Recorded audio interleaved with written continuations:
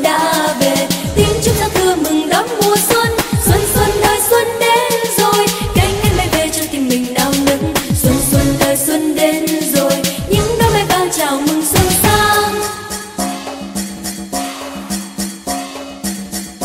Nghe âm